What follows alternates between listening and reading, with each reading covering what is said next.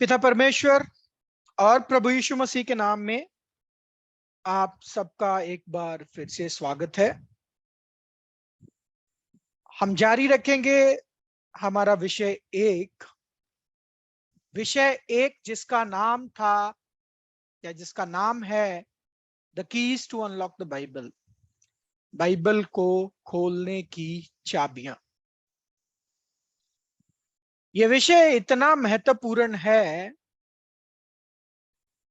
कि अगर इस विषय का सही ज्ञान, सही समझ हमें ना हो तो हम सत्य के ज्ञान तक नहीं पहुंच सकते। और पिछली बार हमने शुरुआत की बाइबल की रचना से कि बाइबल की रचना असलियत में करने वाला कौन। हमने देखा ये पिता परमेश्वर ने बाइबल की रचना की। पिता परमेश्वर के वचन है किसके लिए? सारी मनुष्य जाति के लिए। और फिर हमने देखा विषय के बाइबल में कितनी किताबें हैं। तो बाइबल में 66 किताब है। इस विषय को हमने पिछली बार लेव्य व्यवस्था 24वां अध्याय 5 से लेकर 7 वचन तक देखा। उसके बाद हमने देखे वो वचन जो क्लियरली साफ साफ संकेत देते हैं कि बाइबल की रचना पिता परमेश्वर ने की है। फिर हमने देखा वो एक वचन जिससे पूरे भारत देश को आजादी मिली और उस आजादी का सेहरा लगा महात्मा गांधी, जिसको देश का पिता बोला जाता है और वो शब्दों को माना जाता है कि वो महात्मा गांधी के शब्द थे, लेकिन एक्चुअल में महात्मा गांधी ने वो शब्द बाइबल पढ़ के सीखे थे। वो तरीका बाइबल पढ़ के सीखा था। ओप्पो A54 जी, आपसे विनती है प्लीज नहीं कीजिए, अनम्यूट ही रहिए। फिर हमने देखा कि बाइबल की पढ़ाई जैसे शारीरिक भोजन जो है वो दूध से शुरू होता है और अन्न तक पहुंचता है, वैसे ही आत्मिक भोजन की शुरुआत भी दूध से शुरू होती है और अन्न तक पहुंचती है। और दूध क्या है, आत्मिक रीति में दूध क्या है, वो हमने देखा था शुरुआती शिक्षा के काम। क्योंकि शुरुआती भोजन जो एक मनुष्य को मिलता है वो दूध होता है। जब हम बच्चे होते हैं, जब हम इस संसार में अपनी आंखें खोलते हैं, और दूध शुरुआती शिक्षा होने के नाते आत्मिक रीति से दूध क्या बनता है, ये 6 काम, मरे हुए कामों से मन फिराना की बातें करना, परमेश्वर पर विश्वास करो, बपतिस्मा लो, हाथ रख के प्रार्थना, मरे हुओं में से जी उठना, अंतिम न्याय, ये सिर्फ शुरुआत की बातें हैं। तो प्रेरित पौलुस बोलता है ये शुरुआत की पढ़ाई, ये शुरुआत की बातें छोड़कर हमें सिद्धता की ओर बढ़ना है। क्योंकि अगर हम शुरुआती शिक्षा में ही लगे रहे तो हम बच्चे ही रहेंगे और कभी अंत तक नहीं पहुंच पाएंगे। ये वचन पढ़ लीजिए, इब्रानिया 5वां अध्याय 12 से लेके 14 वचन। इब्रानियों 5वां अध्याय 12 से लेके 14 वचन। समय के विचार से तो तुम्हें गुरु हो जाना चाहिए था, तो भी क्या ये आवश्यक है कि कोई तुम्हें परमेश्वर के वचनों की आदि शिक्षा फिर से सिखाए? और ऐसे हो गए हो कि तुम्हें अन्न के बदले अब तक दूध ही चाहिए, क्योंकि दूध पीने वाले बच्चे को तो धर्म के वचन की पहचान नहीं होती, क्योंकि वह बालक है। पर अन्न सयानों के लिए है, जिनके ज्ञानेंद्रिय अभ्यास करते करते भले बुरे में भेद करने के लिए पक्के हो गए हैं। तो देखिए, ये विषय में साफ साफ पता चलता है कि दूध और अन्न की बात हो रही है, और ये आत्मिक रीति में बात हो रही है। समय के हिसाब से तो तुम लोगों को सिखाने वाले बन जाना चाहिए था, लेकिन तुम लोग ऐसे हो गए हो, प्रेरित पौलुस बोलते हैं कि जिनको शुरुआती शिक्षा फिर से दी जाए।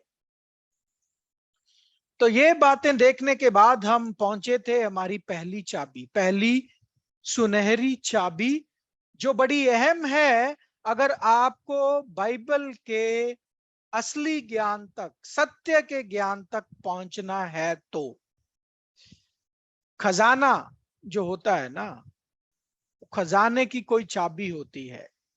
पिता परमेश्वर का वचन है एक खजाना, और उस खजाने को खोलने की चाबी थी यशाया 28वां अध्याय 10वां वचन। यह है पहली चाबी। हम 3 चाबियों की बात करने जा रहे हैं। पहली चाबी हमने पिछली बार देखी, दूसरी और तीसरी चाबी आज देखेंगे। तो पहली चाबी में हमने क्या सीखा था, कोई बताएगा? जो पिछली बार थे सारे भाई बहन, उनमें से अगर कोई बताए संक्षेप रूप में, समरी रूप में, तो बेहतर रहेगा और हमें भी समझ आएगी कि आपको समझ आया। पहली चाबी।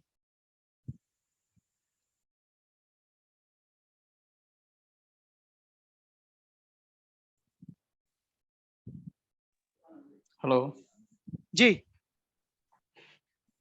जी ब्रदर, जितना मुझको समझ लगा था मैं उतना बताता हूँ। जी जो पहली चाबी थी उसमें ये था, क्या कहते हैं, एक सही शिक्षा होनी चाहिए, और जैसे आज्ञा पे आज्ञा, नियम पे नियम। जैसे परमेश्वर ने इस जो अपने खजाने वाली जो किताब है, इसमें हर वचन को, जो पहले में जो वचन है उसके कुछ पॉइंट को, जो वचन को पूरा बिखरा दिया है बाइबल में। तो उसका सही ज्ञान होना चाहिए, आज्ञा पे आज्ञा। अगर नहीं होगा तो क्या, जैसे वचन में आगे बोलता है, वो गिर गए चित्त हो गए, तो सही, तो इसकी हमको समझ होनी चाहिए। जी थैंक यू, थैंक यू। या और कोई?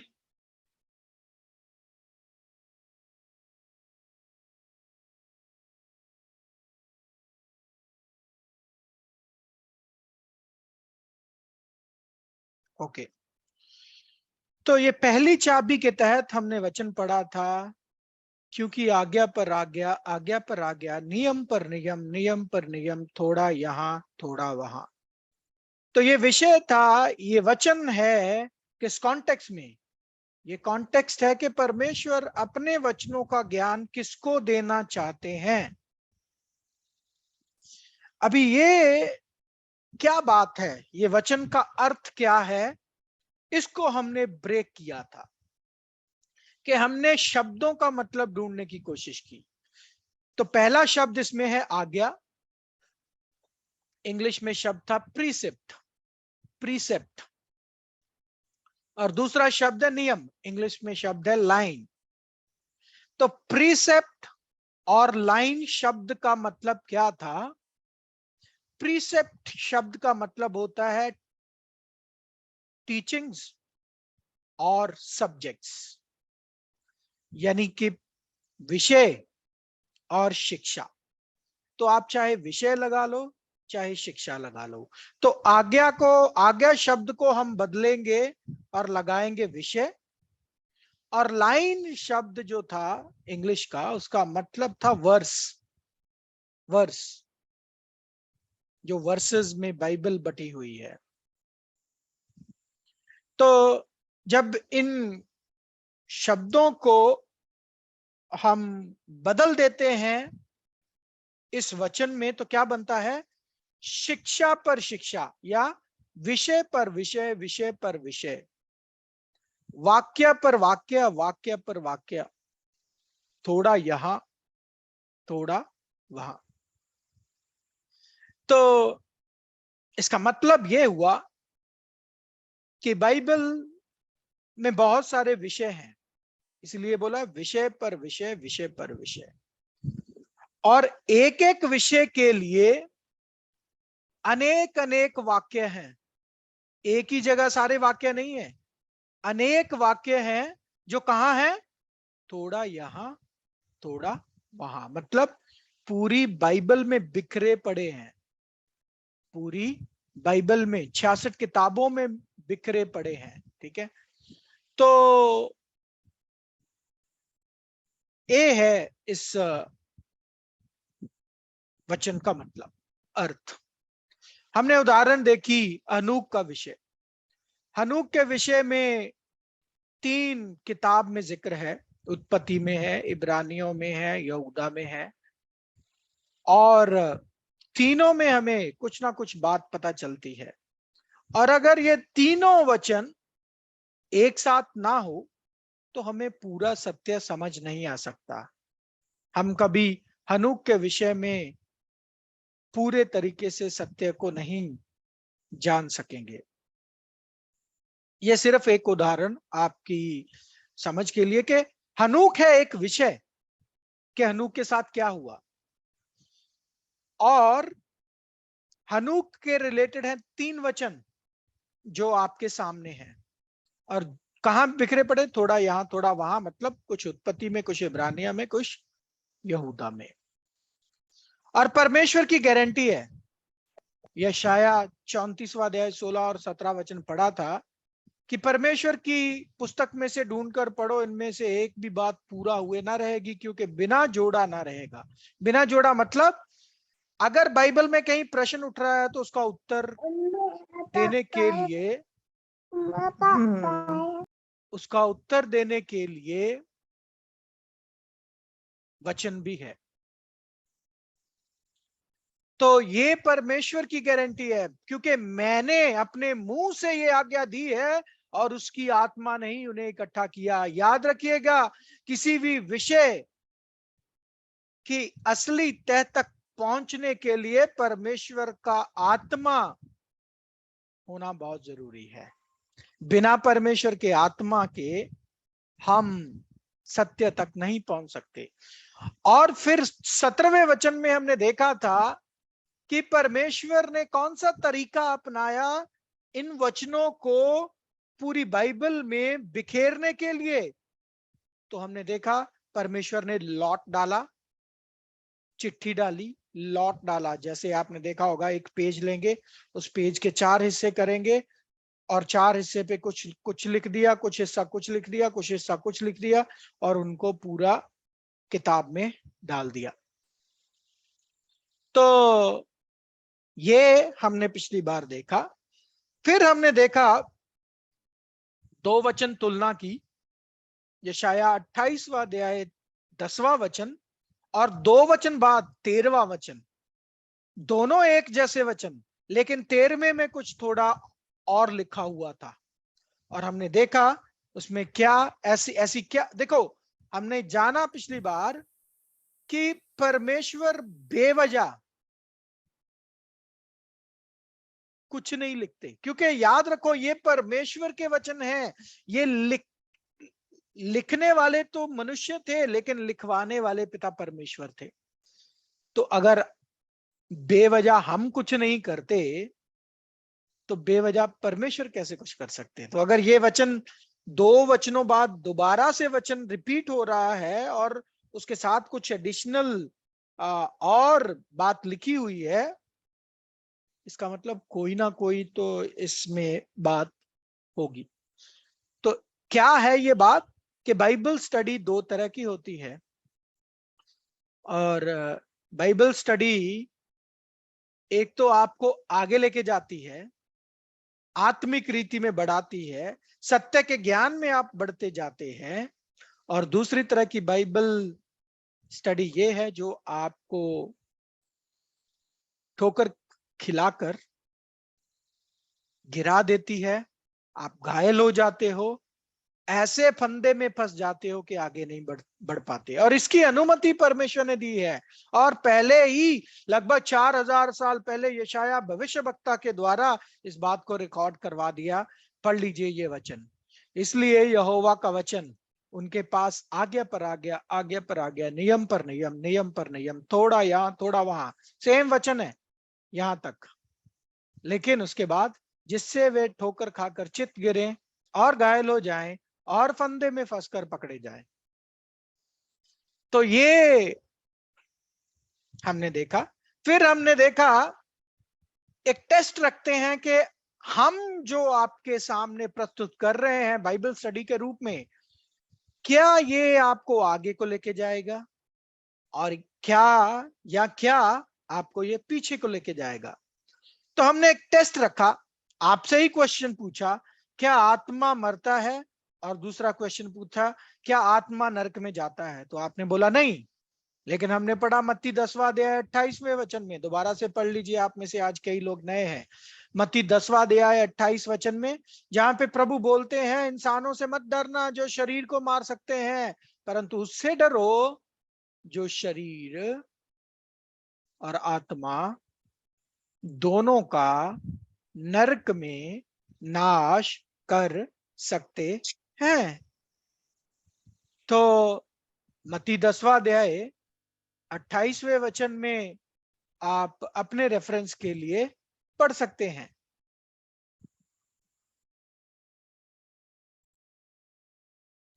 तो स्क्रीन पर है, जो शरीर को घात करते हैं पर आत्मा को घात नहीं कर सकते उनसे मत डरना, पर उसी से डरो जो आत्मा और शरीर दोनों का नरक में नाश कर सकता है। तो यहाँ पे क्या देखते हैं हम, नंबर 1, आत्मा तो मरता है, प्रभु यीशु मसीह बोलते हैं आत्मा का नाश होता है, मतलब नाश करने का मतलब डिस्ट्रॉयड, खत्म। दूसरी बात हम क्या नोट करते हैं, शरीर नरक में जाता है। तो हम तो जो जानते थे वो ये जानते थे कि शरीर तो नरक में नहीं जाता है, आत्मा नरक में जाती है। लेकिन प्रभु यीशु मसीह इस विषय के बारे में क्या बोल रहे हैं। अब ये क्या बात है, याद रखिएगा, मैं गलत हो सकता हूं, आप गलत हो सकते हैं, लेकिन परमेश्वर का वचन गलत नहीं हो सकता। क्यों? क्योंकि यूहन्ना 17:17 वचन में हमने पढ़ा, सत्य के द्वारा उन्हें पवित्र कर, तेरा वचन सत्य है। ठीक है, तो ये बात हमने पिछली बार देखी, ये टेस्ट भी रखा और पहली चाबी के बारे में भी देखा। आज हम बढ़ेंगे आगे अपनी वचनों की पढ़ाई में और करेंगे पढ़ाई दूसरी चाबी की, दूसरी सोने की चाबी। अब ये क्या बात है, इसके रिलेटेड क्या वचन है, इस वचन का मतलब क्या है, आज हम समझेंगे। दूसरा तिमोथियुस 2 अध्याय 15वां वचन नोट कर लीजिएगा, यह है दूसरी सोने की चाबी। जी पढ़िए। अपने आप को परमेश्वर का ग्रहण योग्य और ऐसा काम करने वाला ठहराने का प्रयत्न कर जो लज्जित होने ना पाए और जो सत्य के वचन को ठीक रीति से काम में लाता हो। तो ये क्या बात है, अपने आप को परमेश्वर के ग्रहण योग्य और ऐसा काम करने वाला ठहराने का प्रयत्न कर जो लज्जित ना होने पाए और जो सत्य के वचन को ठीक रीति से काम में लाता हो। अगर आप इसका इंग्लिश वचन पढ़ें तो आपकी स्क्रीन पर इस फोटो में है, study to show thyself approved unto God, a workman that needeth not to be ashamed, rightly dividing the word of the truth. What does this mean? इसका मतलब क्या है? चलो इसका मतलब हम समझते हैं। सबसे पहले नोट कीजिए शब्द स्टडी। हिंदी में स्टडी शब्द नहीं आता है, लेकिन इंग्लिश का जब इंग्लिश में का वचन शुरू होता है वहां पे सबसे पहला शब्द है स्टडी। स्टडी का मतलब होता है पढ़ाई। और यहां पे जब आप अगर वचन हिंदी का देखो तो आपके लिए मतलब भी कुछ और बन जाएगा। तो हम इंग्लिश के वचन को बेस रखते हुए मैं आपको समझाने की कोशिश करता हूं। परमेश्वर बाकी आपकी मदद करे अपनी पवित्र आत्मा से इस बात को समझने के लिए। तो ये बात है कि जब हम परमेश्वर का वचन पढ़ें, जब हम परमेश्वर का वचन पढ़ें तो हमें बहुत सावधान रहना है, ध्यान रखना है कि हम सत्य के वचन का सही अनुवाद करें। Rightly dividing the word of truth means उसका सही अनुवाद करें। जब हम पढ़ते हैं, और आजकल का माइंडसेट दुनिया का ये है कि वचन पढ़ने की जरूरत पास्टर लोगों को क्या है, क्योंकि उन्होंने सिखाना है, आम इंसान को पढ़ने की जरूरत नहीं। ऐसा कुछ नहीं। प्रभु का हर एक फॉलोअर, हमने क्लास नंबर 0 में देखा था, प्रभु का असली चेला है वो जो प्रभु का फॉलोअर है, जो उसके कदमों पर चलता है, उनके कदमों पर जो चलने का प्रण लेता है, वो है प्रभु का चेला, और वो है सच्चा मसीह। तो परमेश्वर के वचनों की पढ़ाई हमें इस रीति से करनी है कि हमें शर्मिंदगी का सामना ना करना पड़े। शर्मिंदगी का सामना कब करना पड़ेगा? जब आप परमेश्वर के वचन का सही अनुवाद नहीं करोगे। तो मैं आज आपको एक सलाह दूंगा कि अगर आपको किसी विषय के बारे में पता है तो बोलिए पता है, अगर नहीं पता है तो बोलिए नहीं पता है। बीच वाला कभी भी स्टैंड मत रखिएगा। तो चलो मैं कोशिश करता हूं, मुझे नॉलेज है तो मैं कोशिश करता हूं। अपने तरीके से अनुवाद करने की कोशिश मत कीजिए। परमेश्वर के वचनों से खिलवाड़ करने की कोशिश मत कीजिए। कहीं आप वैसे कारीगर ना बन जाओ जिन्हें शर्मिंदगी का सामना करना पड़े। तो ये बात ध्यान रखना। अब इस बात को मद्देनजर रखते हुए ये बात क्या है कि हमें ये समझना है दूसरी चाबी के तहत कि बाइबल 3 तरह की भाषा में लिखी गई है। मैं पढ़ने वाली भाषा की बात नहीं कर रहा हूं, 3 तरीके की भाषा की बात कर रहा हूं। वो 3 तरीके की भाषा क्या है? एक तो है साधारण भाषा, एक तो है साधारण भाषा, दूसरी है दृष्टांतिक भाषा, और तीसरी है चिन्हात्मक, सिंबॉलिक, चिन्हात्मक भाषा। साधारण भाषा, दृष्टांतिक भाषा, पैराबोलिक, एंड सिंबॉलिक, चिन्हात्मक भाषा, चिन्हों वाली भाषा। पहले तरह की भाषा साधारण भाषा, सीधी सीधी बात है। आपने देखा मरियम के पास स्वर्गदूत आया है, वो आके उसको बड़ी सिंपल भाषा में बोलता है कि तेरे एक बेटा होगा, उसका नाम यीशु रखना, जो सारे संसार का मुक्तिदाता होगा। ये खुशखबरी सारी मनुष्य जाति के लिए। तो ये सीधी सीधी भाषा है, सिंपल सीधी भाषा। लेकिन ध्यान रखिएगा, पूरी बाइबल तो सीधी सीधी भाषा में नहीं है। और गलती यहां पे ही है अनुवाद में, कि हम समझते हैं कि शायद पूरी बाइबल जो है वो सिंपल भाषा में लिखी गई है। ऐसा नहीं है। अभी साधारण भाषा तो चलो है, वो तो आपको मेरे को सीधी सीधी भाषा समझ, मैं साधारण भाषा में बात कर रहा हूं, आपको समझ आ रही है। लेकिन एक और रूप भी होता है बोलने का, बताने का, वो है दृष्टांत। और प्रभु यीशु मसीह का ये तरीका था, दृष्टांत। पढ़िए, हम एक दृष्टांत की पढ़ाई करेंगे, और उस दृष्टांत की पढ़ाई में हम देखेंगे कि अगर हम उसको साधारण भाषा में लेने या अनुवाद करने की कोशिश करेंगे तो उसका मतलब ना तो सही होगा, और दूसरा वो प्रश्न पैदा करेगा। लेकिन अगर उसको, उस दृष्टांत को हम परमेश्वर के आत्मा के जरिए, उनके अनुग्रह के जरिए दृष्टांत को दृष्टांत के रूप में समझने की कोशिश करेंगे और उसका आत्मिक मतलब लेने की कोशिश करेंगे, तो सारी चीजें एक साथ तालमेल में बैठेंगी। तो वो दृष्टांत की पढ़ाई करेंगे हम लूका 15वां अध्याय 3 से लेके 7 वचन हम पढ़ेंगे। लूका 15 अध्याय 3 से लेके 7 वचन।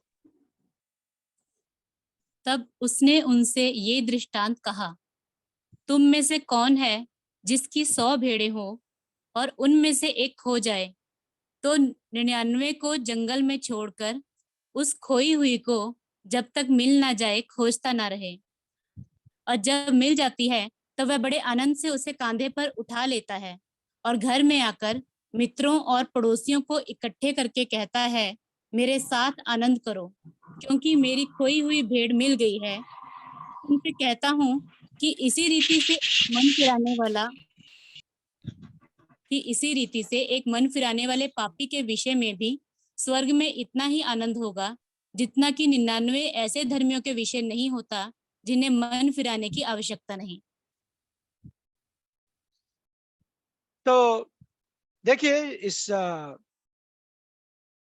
इस पैराग्राफ की शुरुआत ही दृष्टांत के साथ। देखिए, तब उसने ये दृष्टांत कहा।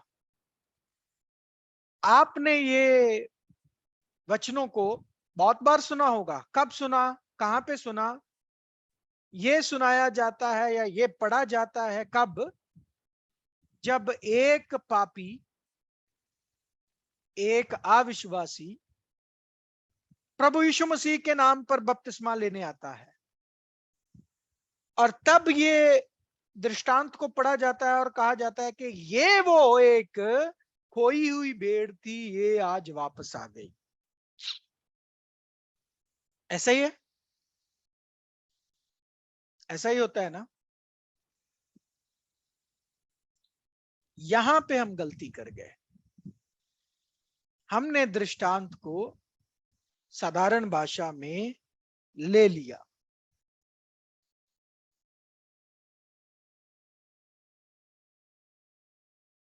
कि अगर ये साधारण भाषा है, चलो इसको एनालाइज करते हैं। तो प्रभु ने एंड में क्या बोला? 7वें वचन में, दोबारा पढ़े, 7वें वचन में क्या बोला प्रभु ने? मैं तुमसे कहता हूँ कि इसी रीति से एक मन फिराने वाले पापी के विषय में भी स्वर्ग में इतना ही आनंद होगा जितना कि 99 ऐसे धर्मियों के विषय नहीं होता जिन्हें मन फिराने की आवश्यकता नहीं। तो ये 99 धर्मी, अगर ये साधारण भाषा है तो 99 धर्मी भी होने चाहिए इस धरती पर।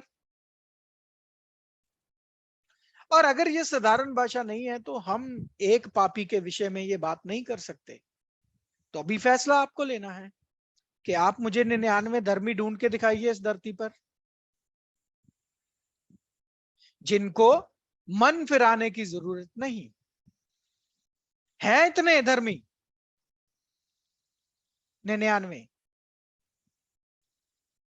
जिनको कभी मन फिराने की जरूरत ना पड़ी हो या नहीं पड़ेगी।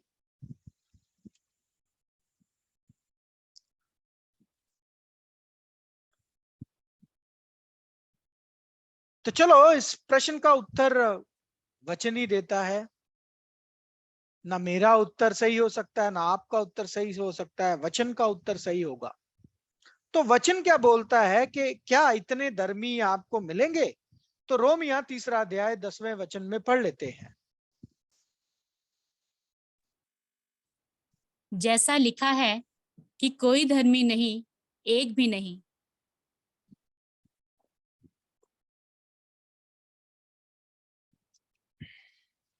तो वचन क्या बोलता है? कोई धर्मी नहीं, एक भी नहीं। फिर ये 99 कहां से आए जिनको मन फिराने की जरूरत नहीं? इसका मतलब हमने दृष्टांत समझने में गलती कर दी। हमने तो साधारण भाषा में ही ले लिया उसको। ठीक है, तो अब इसको कैसे समझे? इस दृष्टांत का अनुवाद कैसे करें? चलो, परमेश्वर का आत्मा हम सबकी अगुवाई करे, हम सीखते हैं। पहली बात नोट कीजिए, यह दृष्टांत है और प्रभु यीशु मसीह का तरीका था दृष्टांतों में बातें करने का। लगभग प्रभु यीशु मसीह ने 39 दृष्टांत बोले। तो इस दृष्टांत के तहत प्रभु ने क्या बताने की कोशिश की? बोलते, एक आदमी था, उसकी 100 भेड़ें थी। भेड़ क्या होती है? भेड़ मतलब आज्ञाकारी जानवर। भेड़ बहुत आज्ञाकारी होती है। बकरी आज्ञाकारी नहीं होती है, वो सर हिलाती रहती है हमेशा। भेड़ बहुत आज्ञाकारी होती है। तो प्रभु यीशु मसीह एक इंसान की बात कर रहे हैं, बोलते उसकी 100 भेड़ें थी, मतलब उसकी 100 आज्ञाकारी भेड़ें थी। आपको अगर पता हो, पुराने समयों में धन संपत्ति, पैसे तो उस वक्त होते नहीं थे, धन संपत्ति कैसे गिनी जाती थी कि आपके पास कितना बड़ा जानवरों का जानवरों की गिनती है। कितने आपके पास घोड़े हैं, गाय है, भैंस है, भेड़े हैं, बकरियां हैं। ऐसे संपत्ति पुराने नियम में काउंट की जाती थी। तो प्रभु यीशु मसीह ने इस दृष्टांत के जरिए परमेश्वर की तस्वीर दिखाई है कि परमेश्वर ने बहुत सारी सृष्टि की रचना की। और एग्जाम्पल ली, जैसे मैथमेटिक्स के हम प्रॉब्लम सॉल्व करते हैं ना, उसमें लिखा होता है, जब हमें प्रॉब्लम स्टेटमेंट दिया जाता है और हम बोलते हैं मान लीजिए इसकी value is equal to x. इसी तरीके से प्रभु यीशु मसीह ने परमेश्वर की सारी बनाई हुई सृष्टि को एक नंबर दिया, 100 से बहुत ज्यादा सृष्टि की रचना की है परमेश्वर ने, लेकिन उन्होंने सिर्फ एक नंबर दिया 100। और परमेश्वर ने बोला शुरू में ये सारी सृष्टि 100 की मतलब 100 की 100 भेड़ें जो थी वो आज्ञा पालन में थी। यानी कि एक सृष्टि कुत्तों की, एक सृष्टि गाय की, एक सृष्टि भैंस की, एक सृष्टि चींटियों की, एक सृष्टि कौवे की, एक सृष्टि चिड़िया की, एक सृष्टि तोते की, एक सृष्टि मछली की। इस तरीके से परमेश्वर ने बहुत सारी सृष्टि की रचना की और वो सारी की सारी सृष्टि परमेश्वर के आज्ञा पालन में थी। इन सारी सृष्टियों में से एक सृष्टि खो गई। वो कौन सी थी? ये एक सृष्टि जो खोई वो एक मनुष्य नहीं, वो पूरी मनुष्य जाति की बात हो रही है। कहां खो गई? पाप और पाप की मजदूरी मृत्यु में। पाप और पाप की मजदूरी मृत्यु में। क्योंकि रोमिया 6 अध्याय 23 वचन में हम पढ़ते हैं पाप की मजदूरी तो मौत है। तो फिर क्या हुआ? जब ये मनुष्य जाति खो गई, उसको ढूंढने के लिए परमेश्वर ने किसको भेजा? किसको भेजा? यूहन्ना 3 अध्याय 16वां वचन पढ़ लीजिए। क्योंकि परमेश्वर ने जगत से ऐसा प्रेम रखा कि उसने अपना इकलौता पुत्र दे दिया, ताकि जो कोई उस पर विश्वास करे वह नाश ना हो परंतु अनंत जीवन पाए। तो ये परमेश्वर ने जो बलिदान दिया, ये मनुष्य जाति के लिए दिया, क्योंकि मनुष्य जाति ही थी वो भेड़ जो खो गई, जिसने अनाज्ञाकारी की, जिसने पाप किया, जो मृत्यु में चली गई, और उसको ढूंढने के लिए अपने इकलौते पुत्र को भेजा। इसीलिए वचन में लिखा है तुम मोल लिए गए हो, तुम्हारे लिए कीमत अदा की गई है। हाँ प्यारे भाई और बहनों, परमेश्वर की पूरी मनुष्य जाति के लिए बहुत बड़ी योजना है, जो हम सीखेंगे आने वाली क्लासेस में। बहुत बड़ी योजना है।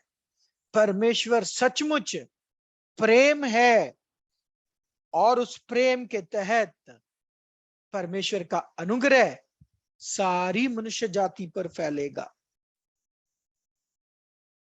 और अंत में इतना आनंद होगा कि पूरी मनुष्य जाति पाप और मृत्यु के दास्तव से छुड़ा ली जाएगी।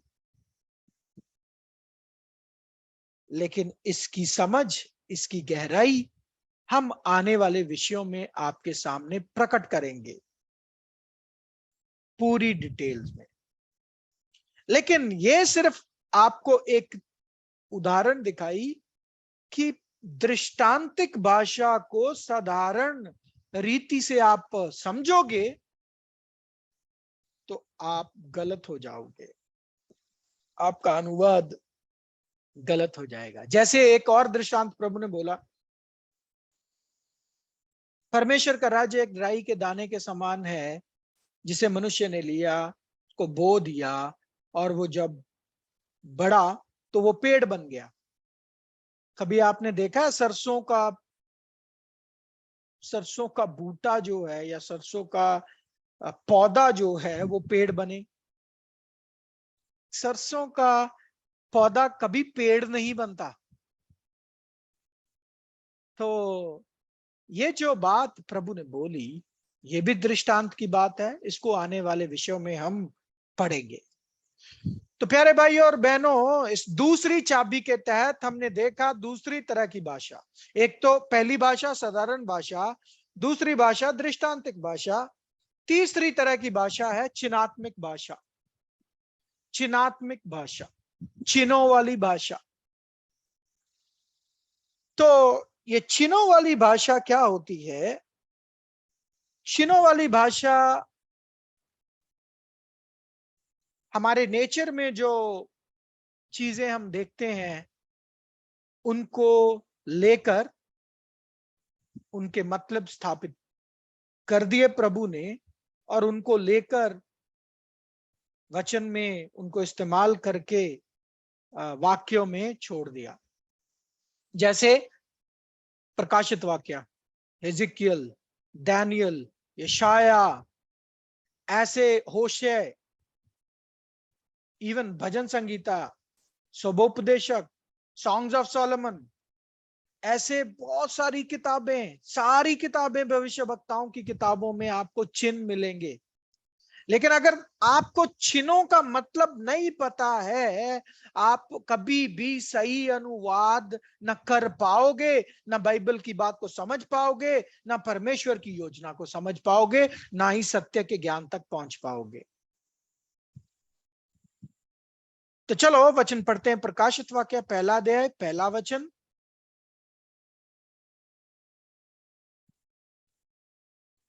जी पढ़िए। यीशु मसीह का प्रकाशित वाक्य, जो उसे परमेश्वर ने इसीलिए दिया कि अपने दासों को वे बातें जिनका शीघ्र होना अवश्य है दिखाए, और उसने अपने स्वर्गदूत को भेजकर उसके द्वारा अपने दास यूहन्ना को बताया। इंग्लिश में अगर आप पढ़ो, साफ साफ शब्द आता है सिग्निफाइड। सिग्निफाइड और सिग्निफाइड वर्ड को अगर आप ब्रेक करो, तोड़ो, तो आपको साइन दिखेगा, साइन। तो ये जो स्वर्गदूत आया और स्वर्गदूत ने यूहन्ना को जो बातें प्रकट की, जो बताई, वो साइंस के रूप में थी, चिन्हों के रूप में थी, सिंबॉलिक भाषा के रूप में थी। अब अगर प्रकाशित वाक्यों को आप साधारण भाषा में समझोगे तो मेरे प्यारे भाइयों और बहनों, आप बहुत बड़ी गलती कर बैठोगे। आप गिरोगे, आप ठोकर खाओगे, फंदे में फंस जाओगे। प्रकाशित वाक्य को साधारण भाषा में लेने की गलती कभी भी मत करना। तो अब चिन्हों की बात अगर हम करें तो कौन कौन से चिन्ह इस्तेमाल हुए बाइबल में? बादल, जो बोला है ना प्रभु यीशु मसीह बादलों के संग आएगा। हम समझते हैं कि शायद उस दिन बहुत बादल होंगे, प्रभु यीशु मसीह उतरेगा स्वर्ग से। प्रभु यीशु मसीह जाते हुए आप ये बोल के गए कि ये संसार मुझे दोबारा ना देखेगा। तो ये बादल एक चिन्ह है। अब इसका मतलब क्या है, ये तो आने वाले विषय दिनों में ही हम बता सकते हैं, क्योंकि एक दिन में तो मैं आपको पूरा बाइबल का ज्ञान नहीं दे सकता, कोई भी नहीं दे सकता। तो बादल, हवा, समंदर, पानी, पहाड़, पहाड़ियों, शहर, पेड़, घास, सिंह, आग, रोटी, ये सारे चिन्ह हैं। और इन सारे चिन्हों के मतलब गूगल पे नहीं है। कहां नहीं है? गूगल पे नहीं है, परमेश्वर के वचन में है, इन 66 किताबों में है। लेकिन इन चिन्हों के मतलब को ढूंढने के लिए परमेश्वर का आत्मा बहुत जरूरी है। बिना परमेश्वर की आत्मा आप न सत्य की तह तक पहुंच पाओगे, न इन बातों को समझ पाओगे। शैतान बहुत कोशिश करता है बाइबल की बातों की समझने के लिए, लेकिन उसके पल्ले कुछ नहीं पड़ता। क्यों? क्योंकि परमेश्वर का आत्मा ही उन बातों को इकट्ठा कर सकता है। तो चलो हम एक चिन्ह की पढ़ाई करते हैं। खमीर, खमीर की बात करते हैं। मत्ती 16वां अध्याय 6वां वचन हम पढ़ते हैं। यीशु ने उनसे कहा, देखो, फरीसियों और सदूकियों के खमीर से चौकस रहना। तो खमीर से प्रभु यीशु मसीह ने चौकस रहने को अपने प्रेरितों को कहा, और खास करके किससे? फरीसियों और सदूकियों के खमीर से। अब खमीर किस चीज के लिए इस्तेमाल होता है? खमीर फर्मेंटेशन के लिए इस्तेमाल होता था, ब्रेड बनाने के लिए इस्तेमाल होता था। तो क्या प्रभु ने अपने प्रेरितों को यह बोला कि उनसे ब्रेड लेके मत खाना, या उनसे उनसे खमीर लेके ब्रेड में मत डालना? ये बोला था प्रभु ने? तो थोड़े वचन बाद देख लेते हैं प्रभु ने क्या बोला था। 12वें वचन में पढ़ लीजिए। तब उनको समझ में आया कि उसने रोटी के खमीर से नहीं, पर फरीसियों और सदूकियों के शिक्षा से चौकस रहने को कहा था। तो देखिए, खमीर, खमीर का मतलब क्या समझ में आया प्रेरितों को? फरीसियों और सदूकियों की शिक्षा। अभी फरीसियों और सदूकियों की शिक्षा क्या थी? देखिए, ये पहली चाबी लग रही है। शिक्षा पे शिक्षा, शिक्षा पे शिक्षा, वाक्य पे वाक्य, वाक्य पे वाक्य, थोड़ा यहां थोड़ा वहां। तो खमीर चिन्ह का मतलब ढूंढने के लिए भी हमें थोड़ा यहां थोड़ा वहां जाना पड़ेगा। पहली चाबी लगाएंगे तभी तो खजाना खुलेगा। तो प्रेरितों के काम 23वां अध्याय 8 वचन में पढ़ लेते हैं। फरीसियों और सदूकियों की शिक्षा क्या थी? क्योंकि सदूकी तो ये कहते हैं कि ना पुनरुत्थान है, ना स्वर्गदूत और ना आत्मा है, परंतु फरीसी दोनों को मानते हैं।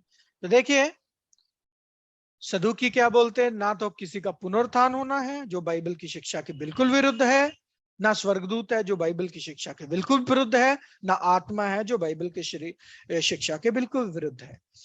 तो इसलिए सदूकियों की शिक्षा क्या? गलत शिक्षा। तो खमीर का मतलब क्या बना? गलत शिक्षा। प्रभु यीशु मसीह ने अपने प्रेरितों को गलत शिक्षा से सावधान रहने के लिए कहा था, ना कि खमीर, वो जो रोटी वाला खमीर। देखा मतलब चिन्ह का? तो ऐसे अगर आप मतलब नहीं ढूंढोगे, नहीं पता चलेगा, तो आप कुछ और ही अनुवाद कर बैठोगे, जो ना तो आपके लिए ठीक होगा और ना ही उनके लिए जिनको आप बताओगे। ठीक है? तो खमीर याद रखिएगा, खमीर है गलत शिक्षा का, खमीर चिन्ह है जिसका मतलब होता है गलत शिक्षा। एक और वचन पढ़ेंगे, पूरा चिन्हों का वचन है, चिन्हों की भाषा का पूरा वचन का अनुवाद देखेंगे और समझ लेंगे कि ये जो हम बात बोल रहे हैं ये बिल्कुल सत्य और बिल्कुल सही है। एक वचन पढ़ेंगे, सबोपदेशक 11वां अध्याय 1 वचन। सबोपदेशक 11वां अध्याय 1 वचन। अपनी रोटी जल के ऊपर डाल दे, क्योंकि बहुत दिन के बाद तू उसे फिर पाएगा। अपनी रोटी जल के ऊपर डाल दे, बहुत दिन बाद उसे फिर पाएगा। अगर हम इसको साधारण भाषा में लें, ये पागलपन है, क्योंकि रोटी पानी में मुझे लगता है 1 घंटे बाद ही मेल्ट होके नीचे चली जाएगी। लेकिन ये कैसा वचन है जिसमें बोला है रोटी जल के ऊपर डाल और बहुत दिन के बाद दोबारा पाएगा? साधारण रूप से ऐसा संभव है? साधारण रूप से ऐसा संभव नहीं है। इसलिए ये चिन्ह की भाषा है, और इस चिन्ह में इस वचन में 3 चिन्ह इस्तेमाल हुए हैं: रोटी, जल और बहुत दिन। अब इसका मतलब क्या है? अगर ये 3 चिन्हों का मतलब आपको समझ आ जाए तो आप इस वचन का अनुवाद सही तरीके से करोगे। अब क्या करें? अनुवाद बाइबल के बीच में है, बाहर नहीं है, तो चलो इसका अनुवाद देखते हैं। रोटी का मतलब क्या है? मत्ती 4 अध्याय 4 वचन। उसने उत्तर दिया कि लिखा है कि मनुष्य केवल रोटी ही से नहीं, परंतु हर एक वचन से जो परमेश्वर के मुख से निकलता है जीवित रहेगा। तो देखिए, तो रोटी का मतलब है परमेश्वर का वचन। क्या है रोटी का मतलब? परमेश्वर का वचन। पानी का मतलब क्या है? प्रकाशित वाक्य 17वां अध्याय 15 वचन पढ़िए। फिर उसने मुझसे कहा कि जो पानी तूने देखे जिन पर वेश्या बैठी है, वे लोग और भीड़ और जातियां और भाषा है। तो पानी का मतलब है संसार, रोटी का मतलब है परमेश्वर का वचन, पानी का मतलब है संसार, और बहुत दिनों बाद का मतलब क्या है? भजन संगीता 22वां अध्याय 27 और 28 वचन। पृथ्वी के सब दूर दूर देशों के लोग उसको स्मरण करेंगे और उसकी ओर फिरेंगे, और जाति जाति के सब कुल तेरे सामने दंडवत करेंगे, क्योंकि राज्य यहोवा ही का है और सब जातियों पर वही प्रभुता करता है। तो ये 3 वचन पढ़ने से उन 3 शब्दों का, उन 3 चिन्हों का मतलब मतलब आता है। अब उसको समझते हैं क्या? अपनी रोटी जल के ऊपर डाल दे, बहुत दिन बाद तू उसे फिर पाएगा। मतलब क्या? कि रोटी परमेश्वर का वचन, पानी संसार में छोड़ दे, परमेश्वर के वचनों को बोल दे, लिखित के जरिए छोड़ दे, जिस भी जरिए का आपका टैलेंट है, परमेश्वर के वचनों को आप संसार में छोड़ दें, बहुत दिन बाद तू फिर पाएगा। मतलब जब परमेश्वर का राज्य इस धरती पर आएगा, आज चाहे आपका कोई आपको स्वीकार ना करे, आपको बोले अरे हम अपने धर्म को फॉलो करेंगे, अरे तुम क्या कर रहे हो, हम नहीं मानेंगे, ऐसा वैसा कुछ भी, आपका वो काम नहीं है। आपका काम है रोटी को छोड़ दो। जिस दिन परमेश्वर का राज्य आएगा, वही वचन उनके मुंह से निकलेंगे, तब जाके ये बात पूरी हो जाएगी, बहुत दिन बाद तू उसे फिर पाएगा। और वो कब होगा? जब परमेश्वर का राज्य इस पृथ्वी पर आएगा। देख लीजिए, पृथ्वी के सब दूर दूर देशों के लोग उसको स्मरण करेंगे। स्मरण करेंगे मतलब याद करेंगे कि अच्छा, हमारा परमेश्वर तो वो है, और उसकी ओर फिरेंगे, और जाति जाति के सब कुल तेरे सामने दंडवत करेंगे। हर एक घुटना तेरे नाम पर, हर एक घुटना प्रभु के नाम पर झुकेगा, क्योंकि राज्य किसका है? परमेश्वर का है, और सब जातियों पर वही प्रभुता करता है। तो प्यारे भाई और बहनों, हम परमेश्वर के राज्य के बहुत नजदीक पहुंच चुके हैं, जब सारी मनुष्य जाति झुककर ये बात स्वीकार कर लेगी कि यहोवा ही हमारा परमेश्वर है। तो ये सबोपदेशक 11वां अध्याय 1 वचन की पढ़ाई हमने की और हमने समझा कि चिन्हों की भाषा का अगर चिन्हों के अर्थ ढूंढ के अनुवाद किया जाए तभी तो आशीर्वादित पढ़ाई होगी हमारी और हम आगे बढ़ेंगे। यह है दूसरी चाबी। दूसरी चाबी में हमने क्या सीखा? 3 तरह की भाषाओं को पहचानना। कोई भी वचन पढ़ के आपको समझ में आना चाहिए कि ये कौन सी भाषा है, ये साधारण भाषा है, ये दृष्टांतिक भाषा है, या ये चिन्हात्मक भाषा है। और ये ऐसे नहीं आएगा, इसके लिए आपको पवित्र आत्मा आनी चाहिए। पवित्र आत्मा की मात्रा जैसे जैसे बढ़ेगी वैसे वैसे आपको इन बातों की समझ भी आती जाएगी। तीसरी चाबी ये कि कभी भी विषय को लेके पढ़ाई करनी है। उत्पत्ति से लेके प्रकाशित वाक्य, उत्पत्ति से लेके प्रकाशित वाक्य, उत्पत्ति से लेके प्रकाशित वाक्य आप 1000 बार पढ़ दो, लेकिन परमेश्वर की योजना नहीं ढूंढ पाओगे। विषय उठाओ और उस विषय के प्रति चाबियां लगाओ।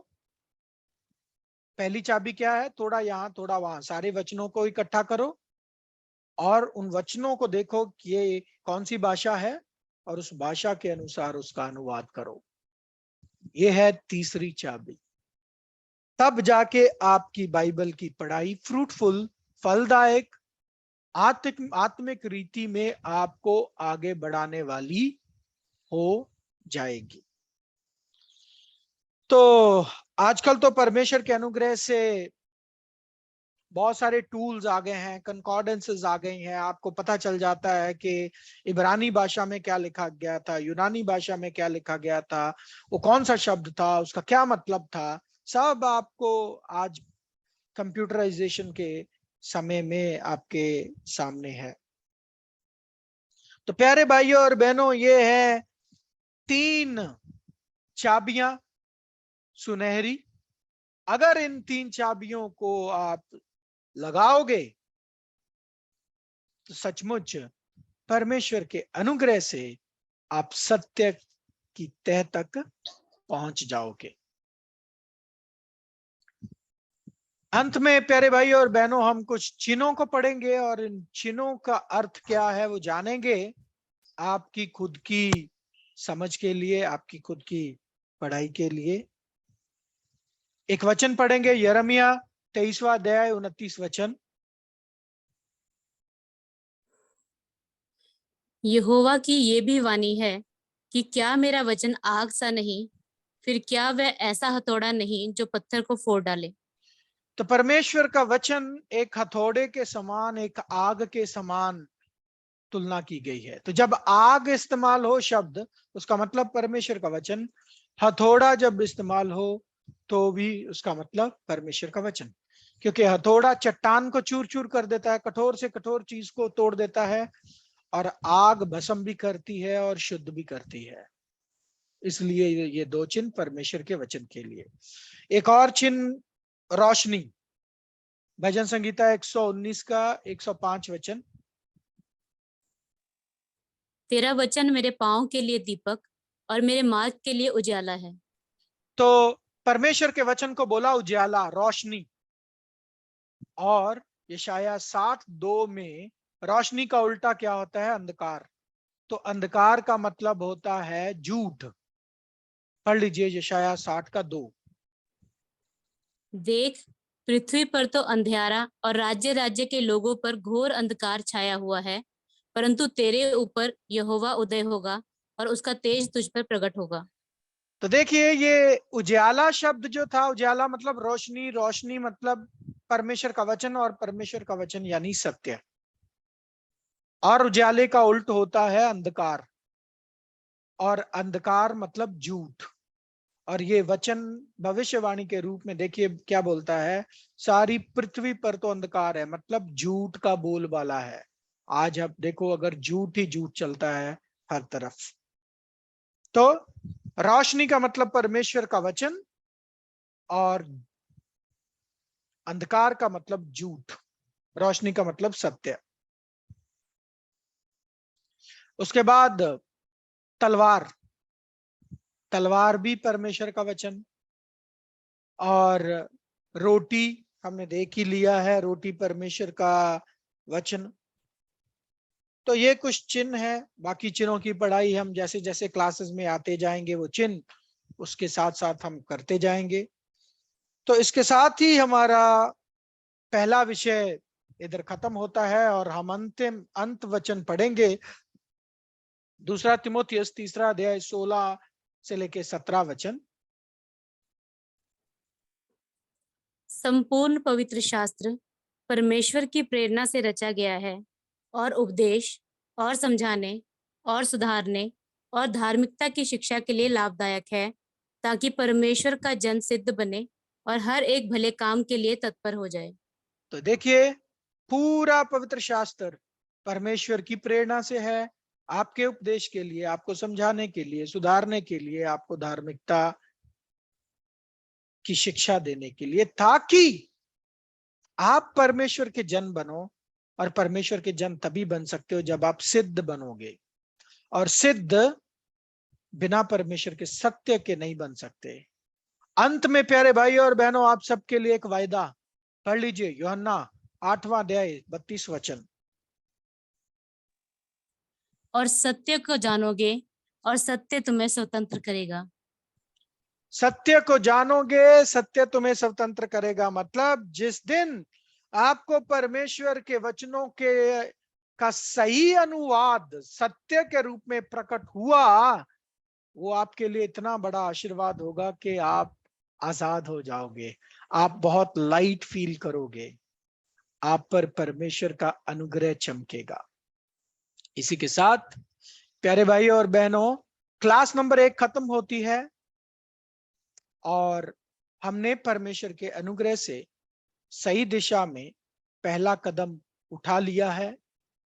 परमेश्वर अपने वचनों के साथ आप सबकी अगुवाई करें, आप सबको आशीष दें, यही हमारी प्रार्थना है।